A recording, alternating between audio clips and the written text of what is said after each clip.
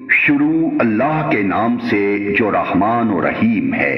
اللہ کی تسبیح کر رہی ہے ہر وہ چیز جو آسمانوں میں ہے اور ہر وہ چیز جو زمین میں ہے۔ اسی کی بادشاہی ہے اور اسی کے لیے تعریف ہے اور وہ ہر چیز پر قادر ہے۔ وہی ہے جس نے تم کو پیدا کیا، پھر تم میں سے کوئی کافر ہے اور کوئی مومن، اور اللہ وہ سب کچھ دیکھ رہا ہے جو تم کرتے ہو۔ اس نے زمین اور آسمانوں کو برحق پیدا کیا ہے اور تمہاری صورت بنائی اور بڑی عمدہ بنائی ہے، اور اسی کی طرف آخر کار تمہیں پلٹنا ہے۔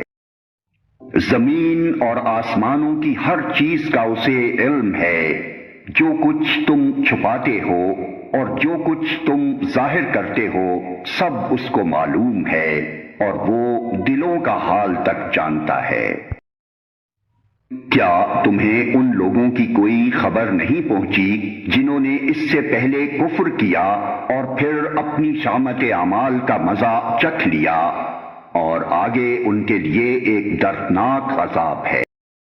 اس انجام کے مستحق وہ اس لیے ہوئے کہ ان کے پاس ان کے رسول کھلی کھلی دلیلیں اور نشانیاں لے کر آتے رہے، مگر انہوں نے کہا کیا انسان ہمیں ہدایت دیں گے؟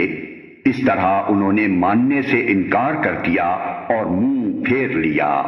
تب اللہ بھی ان سے بے پرواہ ہو گیا، اور اللہ تو ہے ہی بے نیاز اور اپنی ذات میں آپ محمود۔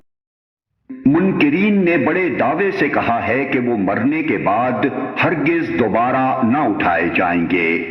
ان سے کہو نہیں، میرے رب کی قسم تم ضرور اٹھائے جاؤ گے، پھر ضرور تمہیں بتایا جائے گا کہ تم نے دنیا میں کیا کچھ کیا ہے، اور ایسا کرنا اللہ کے لیے بہت آسان ہے۔ بس ایمان لاؤ اللہ پر اور اس کے رسول پر اور اس روشنی پر جو ہم نے نازل کی ہے۔ جو کچھ تم کرتے ہو اللہ اس سے باخبر ہے۔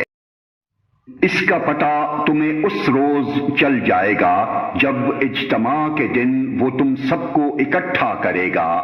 وہ دن ہوگا ایک دوسرے کے مقابلے میں لوگوں کی ہار جیت کا۔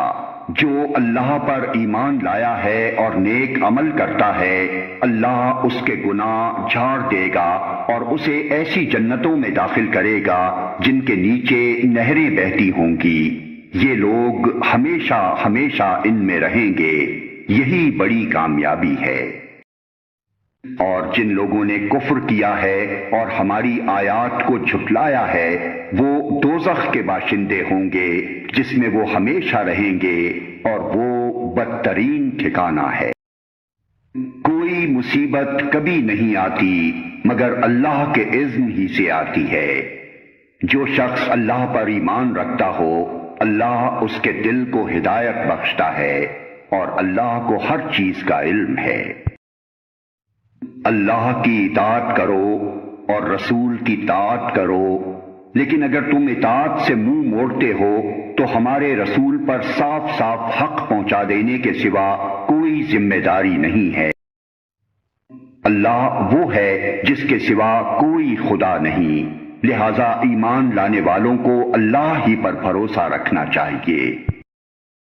اے لوگو جو ایمان لائے ہو، تمہاری بیویوں اور تمہاری اولاد میں سے بعض تمہارے دشمن ہیں، ان سے ہوشیار رہو، اور اگر تم عفو درگزر سے کام لو اور معاف کر دو تو اللہ غفور و رحیم ہے۔ تمہارے مال اور تمہاری اولاد تو ایک آزمائش ہیں، اور اللہ ہی ہے جس کے پاس بڑا اجر ہے۔